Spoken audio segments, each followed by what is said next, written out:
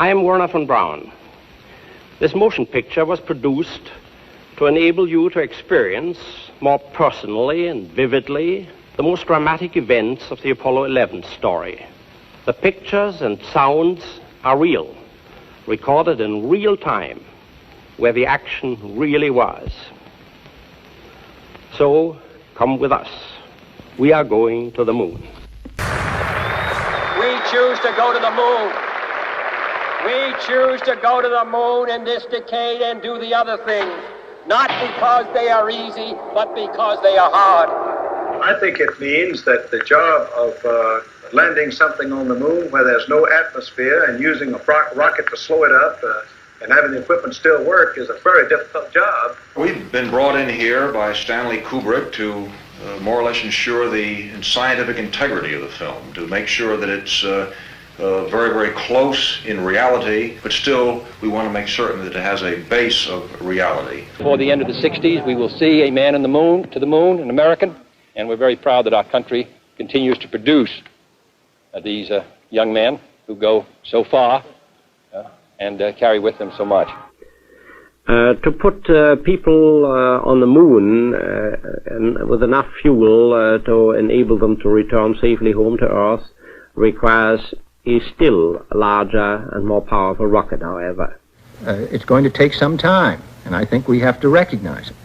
They secured these large boosters, which have led to their being first in Sputnik and led to their first putting their man in space. We are, I hope, going to be able to carry out our efforts with due regard to the problem of the life of the man involved this year. But we are behind. However, let us imagine for a moment that the many problems have been solved. We are ready to begin our first voyage to the moon. It is quite possible that an aggressor nation that dominates space will then dominate the world. We're in the final assembly building of the LEM. Stanley Kubrick and I have set ourselves several objectives. We hope to convey to the public the wonder and beauty and promise of the new age of exploration which is opening up before the human race. Arthur, here we are on the LEM ship, and one can almost imagine we're on our way to the moon, or we've arrived at the moon, as a matter of fact. Can you believe it? Can you realize that that you and I, that all of us, have actually begun the exploration of another world? We have taken the first historic step into our solar system. Take one. It's one small step for man, one giant leap for mankind.